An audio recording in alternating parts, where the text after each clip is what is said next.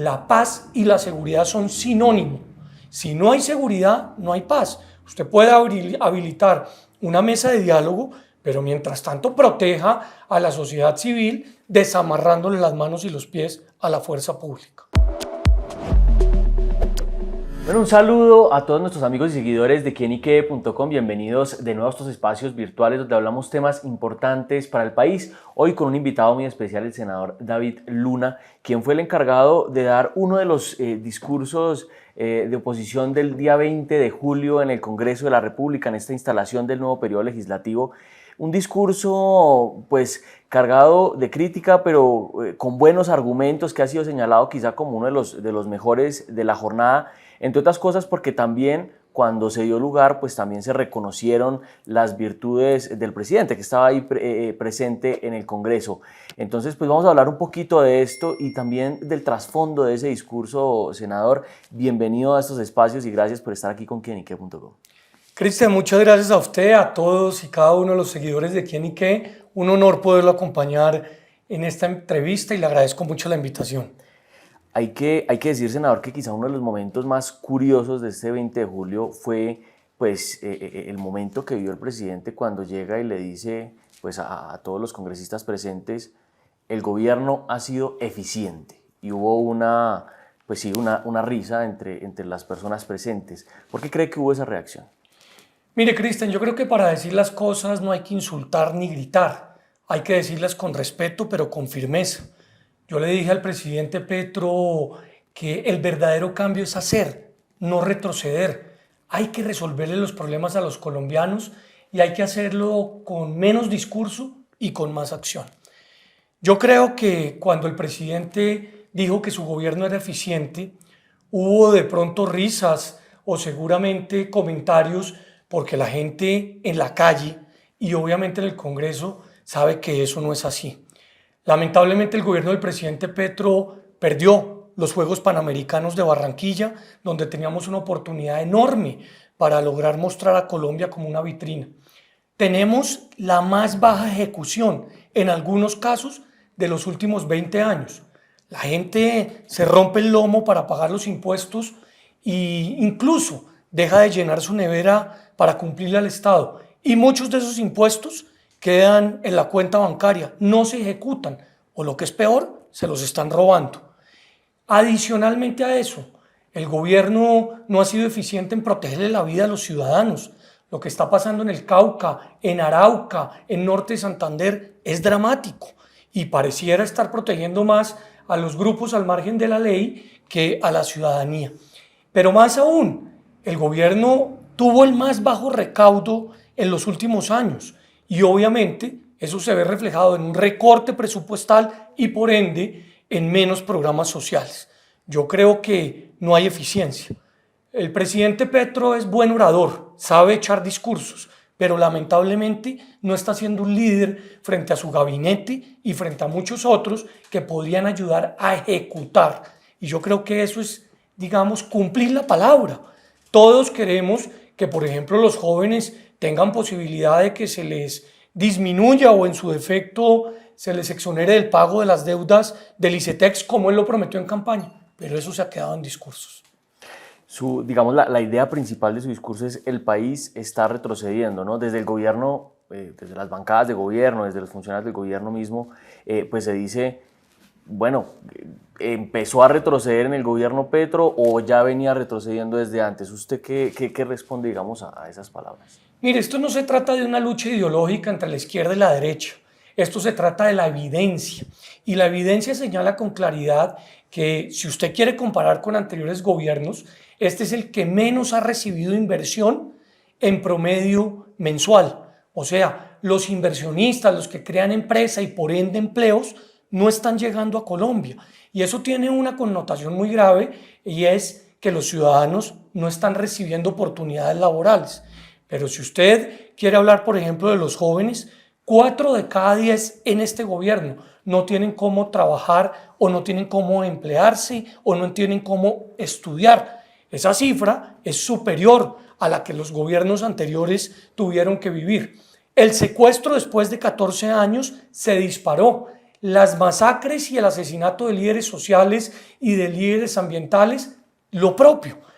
Y fue o ha sido mucho más que los gobiernos anteriores. Pero esto no se trata de que si el gobierno pasado o el antepasado fue bueno o malo y este es bueno o malo. Se trata de que hay que resolver los problemas de la gente. Esa comparación me parece a mí que le hace mucho daño al país. Exijámosle al gobierno que está actualmente, pues que cumpla. Y que cumpla porque de lo contrario no se le resuelven los problemas a la gente. La violencia en Colombia ha sido muy difícil y todos estamos hastiados, pero yo creo que ese cuento de que unos son cercanos a los paramilitares y otros a los guerrilleros, pues ya no es el cuento que come entero el ciudadano. Lo que queremos es la paz, pero ojo, la paz y la seguridad son sinónimos. Si no hay seguridad, no hay paz. Usted puede habilitar una mesa de diálogo, pero mientras tanto proteja a la sociedad civil desamarrándole las manos y los pies a la fuerza pública. Además que usted señala algo interesante en su discurso y es, ojo presidente, porque le queda poco tiempo y ese poco tiempo también incluye pues una dinámica política que existe en el país y es el tema de que empiezan a hacer campaña durante el tiempo en el que están ejerciendo. Entonces, queda ese poco tiempo para seguir y todavía seguimos viendo el espejo retrovisor. ¿Qué daño le ha hecho eso a la política actual? Mire, yo le dije mirándolo a los ojos al presidente que creía que genuinamente él buscaba el cambio, pero lamentablemente no lo logró.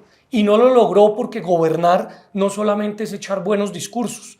Petro es un gran orador, pero lamentablemente un pésimo administrador, un pésimo gerente. Cuando usted gobierna, usted tiene que estar encima de la totalidad de las acciones que ordena, porque de lo contrario no se hace en realidad.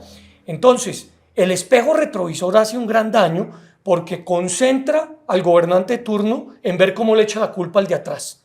Pero adicionalmente, concentra al gobernante de turno en ver cómo el que se está lanzando para una próxima presidencia puede ser de alguna otra manera golpeado. No, yo creo que los presidentes tienen que entender en un sistema que le da tanto poder al presidente que necesariamente es esencial resolver, ejecutar, gobernar. Hombre, usted no se puede gastar la plata en burocracia y mucho menos en corrupción, porque hay gente que todavía está bajo la línea de pobreza, que no alcanza a tener 3 comidas diarias, que ve que su seguridad está afectada por la lucha entre grupos criminales, que siente que no lo están protegiendo en la calle para evitar que le roben el celular. De eso es que se trata el ejercicio de gobernar. No hay que echar tanta carreta, sino hay que lograr resolver los problemas. A mí, como al presidente Petro, me importan mucho los conflictos internacionales. Creo que hay que marcar posición sobre Venezuela, sobre el conflicto de Israel y Palestina, sobre el conflicto de Rusia y Ucrania. Pero somos colombianos y tenemos que resolver primero lo que está pasando en el Cauca, que es dramático.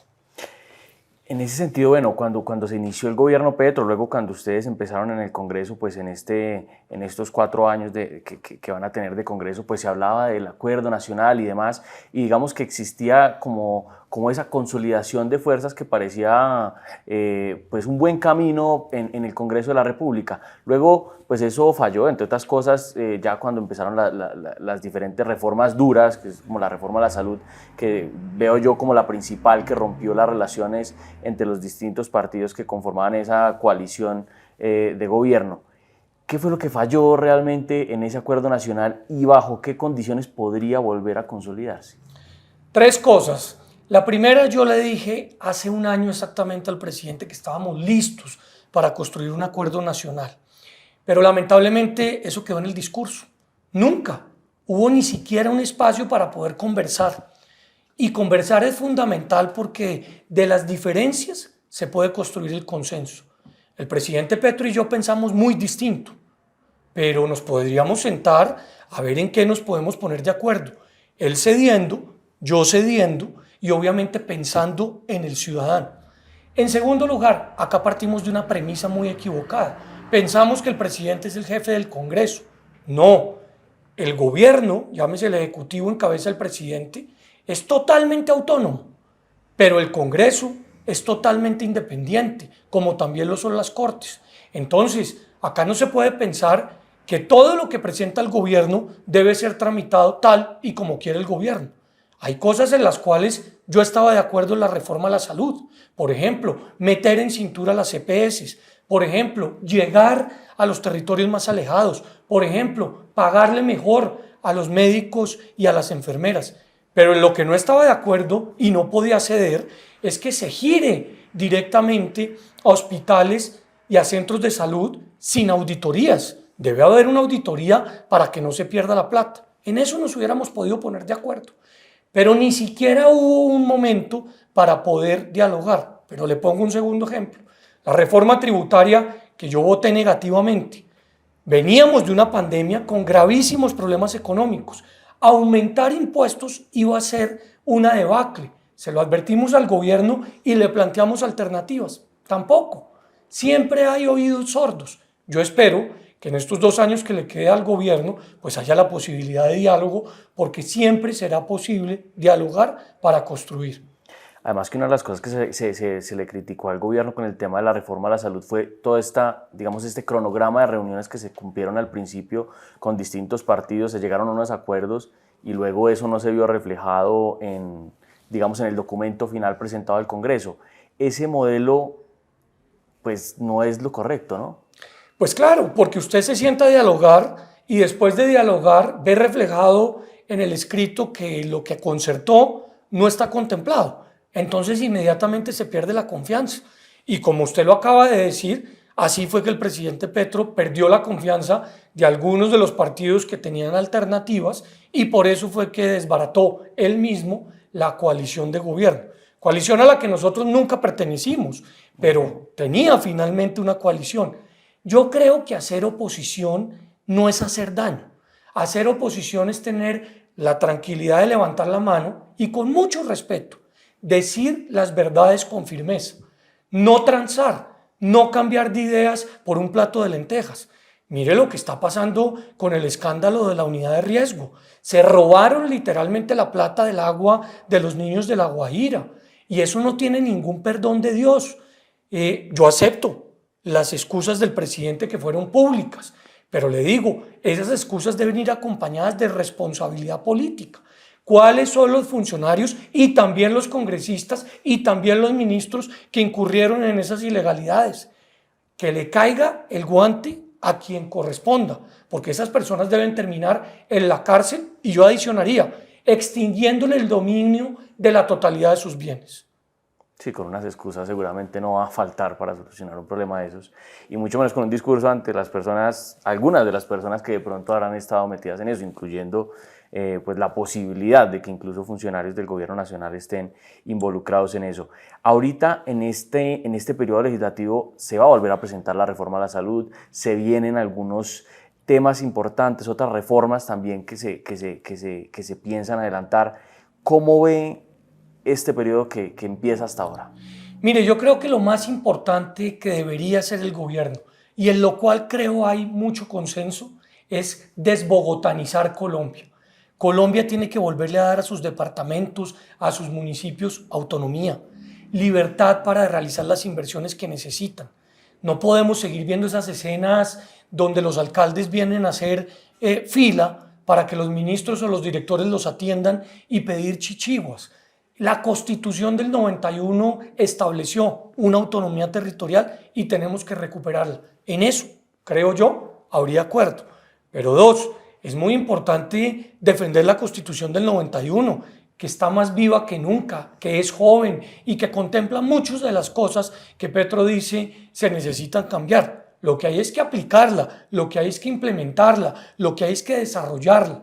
Y tres, yo siento que si el presidente tiene interés de presentar una nueva reforma a la salud, pues que arranque dialogando con quienes pensamos que hay alternativas adicionales y diferentes para ponerla en práctica. Vuelvo y repito, yo creo que a las EPS hay que meterlas en cintura, pero no podemos dejar al garete a los pacientes, sobre todo con enfermedades crónicas, que en el pasado proyecto decían con preocupación, yo no tengo a quién acudir en esa reforma para que me resuelvan el problema. Mire lo que está pasando con los maestros. Claro que no tenían el mejor sistema, pero el que tienen hoy, que se implementó a las carreras, tiene a muchos sin atención y sin medicamentos. Ahorita hay dos temas fuertes, digamos, el tema del fast track, que ya como que a muchos del mismo gobierno como que se le fueron haciendo atrás a la idea, y el tema de la constituyente. En el Congreso pues no se le ve, digamos, mayor futuro casi que a ninguna de las dos. ¿Cómo ve usted estas dos ideas? Yo no estoy de acuerdo con una constituyente. Yo creo en la Constitución del 91, me siento hijo de ella. Esa Constitución es producto de un acuerdo de paz, de un gran acuerdo nacional. Y tampoco creo en el fast track, porque lo que hay que hacer es utilizar los mecanismos que hoy están contemplados para discutir las leyes. Lo que me parece a mí es que el gobierno se debería dedicar a gobernar, a ejecutar, a dejar de lanzar globos y resolver los problemas. Le voy a poner 3 ejemplos. Las altísimas tarifas de energía que particularmente están asfixiando a la gente en el Caribe colombiano.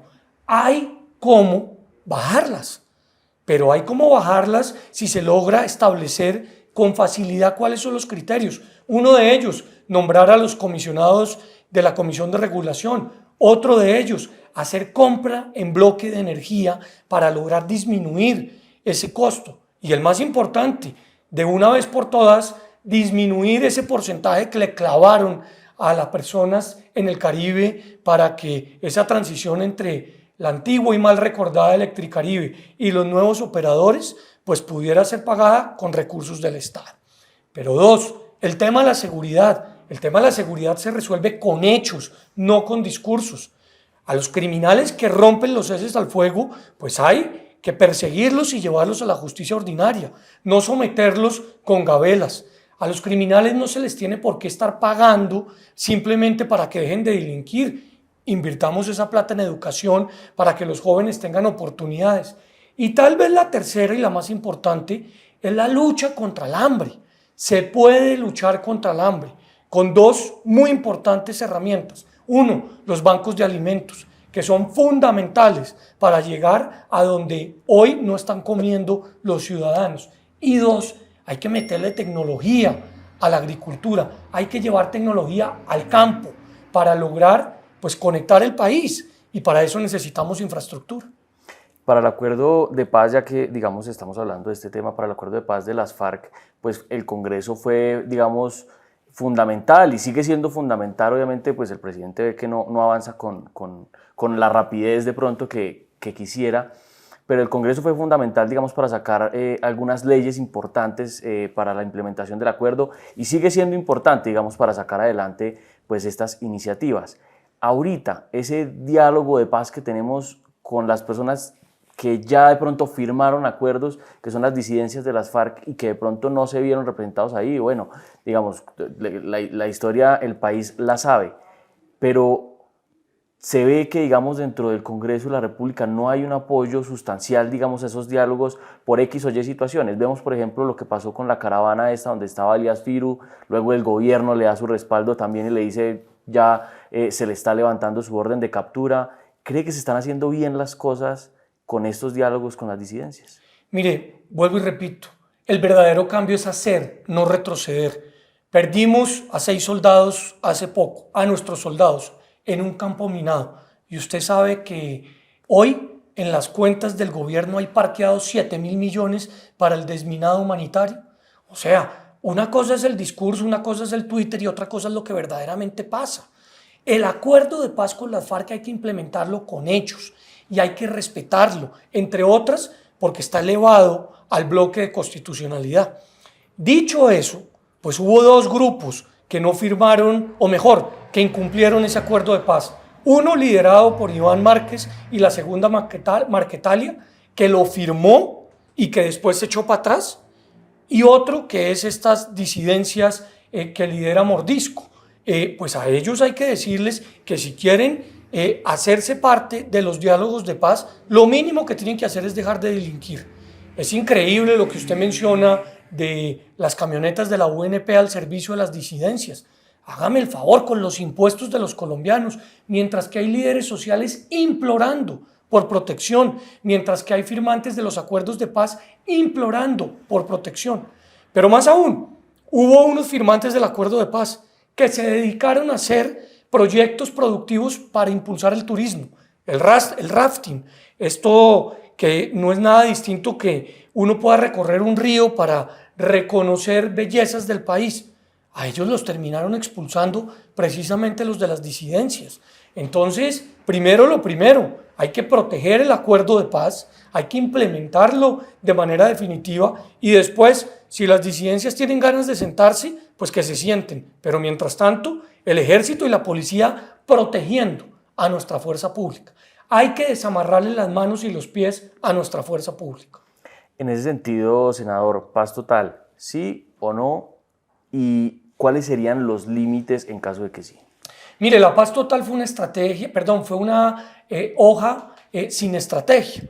La paz total fue un anuncio sin estrategia. Y por eso es que estamos viendo una gran cantidad de cosas que ni siquiera el mismo gobierno termina de entender. Pero dicho eso, la paz, claro que sí. Pero ojo, la paz y la seguridad son sinónimos. Lo único que hay que hacer es saber quiénes irrespetan el cese al fuego. ¿Para qué? Para que en el momento que lo irrespeten, pues simplemente se levanta de la mesa y se les atiende con algo tan importante como es la fuerza pública y el poder que tiene el Estado. La gente está llamando a gritos la protección. Hay posibilidad de sentarse, pero mientras que se sientan a dialogar, hay que proteger a la ciudadanía con la fuerza pública. Bueno, senador, para ir cerrando, porque yo sé que usted también tiene una agenda apretada, ¿cómo explicarle, digamos, a las personas que nos ven, a los ciudadanos, que el país, digamos, el gobierno más bien, esté teniendo una baja ejecución presupuestal y al tiempo nos estén diciendo que necesitan más recursos? Ya el ministro Bonilla dijo, puede que nos la juguemos otra vez con una ley de financiamiento. Hay quienes dicen que incluso esa ley de financiamiento sería como una reforma tributaria disfrazada. ¿Usted cómo podría explicar eso? Pues claro que es una reforma tributaria disfrazada. Quieren golpearle nuevamente el bolsillo a los colombianos y los colombianos están estrangulados, ya no pueden pagar más impuestos. Lo que hay que hacer para habilitar algo tan importante como es la generación de empleo es disminuir los impuestos, sobre todo a los que menos tienen, entre otras porque esa es la mejor forma de generar empleo. Entonces, yo sí creo que el gobierno tiene hoy plata que no está ejecutando, lo dije hace unos días, niveles de inejecución nunca antes vistos y otros vistos hace 11 años o incluso 20 años. El primer llamado es a que ejecuten, a que usen esos recursos para reactivar la economía, para reactivar el empleo, para permitir a las personas que sus emprendimientos o sus negocios puedan salir adelante. El 95% de las empresas en Colombia son MIPYMES, o pequeñas o medianas empresas. Esas son las que están asfixiadas. Entonces, por favor, un llamado a la sensatez, no una nueva reforma tributaria, por lo menos conmigo no contarán. Y dos, hay que reactivar la economía, entre otras, ejecutando el presupuesto. Bueno, senador, pues muchas gracias por el tiempo para esta entrevista, aquí este análisis que, digamos, realizamos sobre su discurso y sobre lo que se viene en este periodo legislativo, que seguramente pues será bastante sonado todo lo que suceda en este periodo, que ha sonado con temas de reformas, seguramente el debate en el Congreso estará fuerte y demás. Muchas gracias por este tiempo para estar aquí con Quenique. No, muchas gracias a ustedes y un mensaje final que me parece que todos los colombianos deben tener presente. Hay que respaldar la libertad de prensa. Los ciudadanos deben exigirle al gobierno tolerar desde la prensa a quienes hacen llamados, a quienes hacen críticas, a quienes hacen recomendaciones. La prensa es una pieza esencial de la democracia. Yo he estado en el Ejecutivo y a mí la prensa en muchas ocasiones también me ha criticado.